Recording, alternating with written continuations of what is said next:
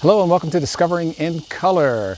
If you're looking for fun in the outdoors, you're at the right place. There's lots of videos here on my channel that'll show you how to go out and have a good time, gear to use, all those type of things.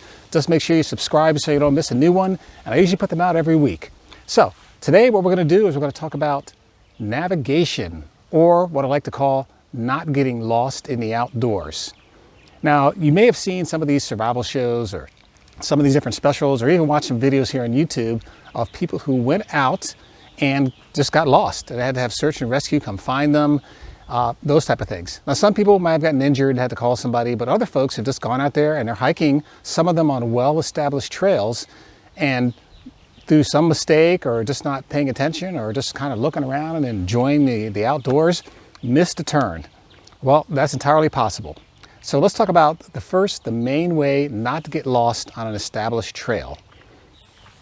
On an established trail, there are things usually called trailblazing, or some kind of a marker on the trail. It may be a square or a triangle of different colors, and that's what you want to follow on that trail. Now, some trails have these marked better than others. On the Appalachian Trail, especially in the southern part, the white blazes are about maybe a tenth of a mile apart. And there are all kind of little side trails every now and then that are perhaps made by a person or a deer or something like that, or are just another trail that if you're not paying attention, you could easily hit a Y. And if you're looking down or you're just enjoying yourself in the outdoors, you could easily miss it. And next thing you know, you're off the trail. So what you want to do is, first off, always pay attention to where you're walking. That's the number one rule. Keep an eye on the blazes. Always be kind of looking out for those type of things, because it doesn't take long to hit the trail wrong, and next thing you know, you're a quarter mile, a half mile off the trail, and all of a sudden you start wondering, hey, what happened to the blazes? Or, I thought I was following white blazes, and now I've got a blue blaze or a gold triangle or something like that. That's what you don't want to happen. Now, another way not to get lost in the outdoors is to use the old tried and true, a compass and a map. These can be very reliable ways of navigating in the outdoors, especially if you're not on a trail, or even if you are on a trail, because you can get sidetracked very easily. Now, if you're going to use these are very reliable. They don't run on electricity. However, you do need to learn the skill. You can't just take a map and you can't just take a compass and go out there and go, oh, I'm just going to put it on top of the map and figure out where I am. That's not going to work. You need to have some formal training in, first off, how to use this compass, north, south, east, west, and how to use it in conjunction with a map.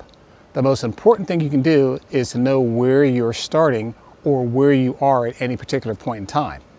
If you grab a map and a compass and you start hiking in the woods, and then you get out there and you try to figure out where you're at, this isn't going to do you a whole lot of good, because you have no place to start on this map, and therefore it's very difficult to orient this compass to that map.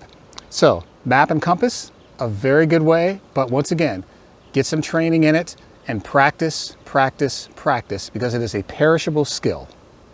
Another method you can use today, which is actually pretty, so it's actually what most folks are doing nowadays, is they're using a GPS. A GPS like this one is very nice, because this happens to be a Garmin GPS, and I actually forgot to turn it on, but it has a map function, and it's going to tell you exactly where you are according to the map on this GPS. Now, you can see where you are on a map on this GPS by using topographic maps if you have them loaded on here, or you loaded them on there. However, if you can't orient this GPS to the map, which hopefully you're carrying a map along with you, because it's a really good idea in case batteries run out or it just doesn't work. If you've got a fix on this map of where you are and you've got a general direction you can head using your compass that you also brought along with you, then you can get yourself out of a situation that you may not necessarily want to be in, or at least get yourself back to an established trail. One thing about these GPS here is that they're nice because they just use satellites. However, if you have an older GPS like this one here, sometimes when you get into, like I'm under this tree here, if you get into green tunnel or you get in some place where there are mountains that are very high, this does need a certain amount of satellites to get a fix off of. And if you get into a canyon or something like that where this can't see enough of the sky, this may give you a false reading, or it will give you a wide area of you could be in this circle zone here. That's nice to kind of tell you about where you are, but a lot of times you want to know exactly where you are. Another function that GPS has is that it has the ability to put your route on the topographic maps that are on here. And that's nice because as you're going along, if it's an established trail, the Arizona Trail, the Appalachian Trail, the Florida Trail, something like that, you can actually put this on the GPS. And as you're walking along, you can see where you are exactly on the map, and you can plot distances and those type of things. So these are very handy, but once again, these rely on electricity. So bring a spare pair of batteries if you need to, or if it's a chargeable one, make sure you have some type of a chargeable battery that you can charge this up with. Another method you could use in the outdoors is to use your cell phone. A lot of cell phones right now have applications that you can use on them since they have GPS signals. If you don't actually want to carry a separate GPS, you can use your phone for that. But for example, this one here, you can use, there's an application on here to use with the Garmin InReach, which is the EarthMate software, where this is your GPS and this is your actual function on using the different options that are available here. You can actually bring up a picture where you're at right here on your GPS that comes off of here. It can have topographic maps and those type of things, and those can be downloaded from data, and that's kind of nice to do. Whereas a lot of these, for example, this one here, you actually have to plug it into the computer to get the maps. But using your phone here, you can control your GPS, send messages, do those type of things. And instead of carrying this and this, which is extra weight, you can usually get away with this and this right here. So a little bit less weight that you have to carry with you. Another option to use along with your phone is to use a map. Once again, the map does not use batteries, whereas your phone has to be charged. So depending on how long you're out there, this phone right here may or may not be the right thing to use. But once again, you can use topographic maps on your phone, and you can compare it to the topographic maps on here.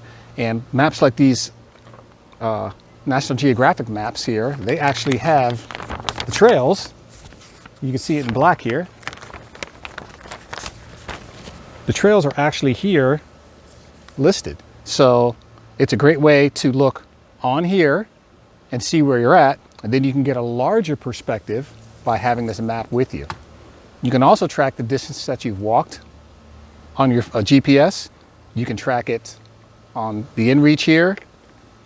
It's one of the reasons I like to carry this one here for the smaller trails, is that if I'm only going to hike a few miles, or I'm only going to hike a few miles, this is a nice GPS to take with you for training hikes and areas that you've been before, because you can actually track the miles that you've done, you can track your speed, all that type of stuff with this particular GPS right here.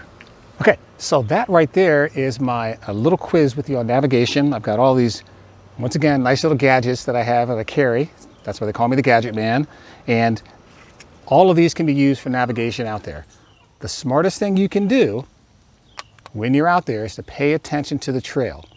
It's very, like I said before, it's very easy to get sidetracked, to be walking along, and next thing you know, you're walking down a deer trail that you didn't mean to be going down, and now you have to backtrack. And backtracking, that's just extra miles that you put on each day, and if you're carrying a 20 or 30 or 40 pound backpack, it's gonna add up at the end of the day. So, that is navigation today. This is Discovering in Color. I'm the Gadget Man. Thank you very much for watching. If you like it, there's a little subscribe button on this side, and there's another video on this side. So please subscribe. Everything that I do here, I am not sponsored for anything that I do here. So thank you very much for watching, and I'll catch you on the trail and see you in the next video.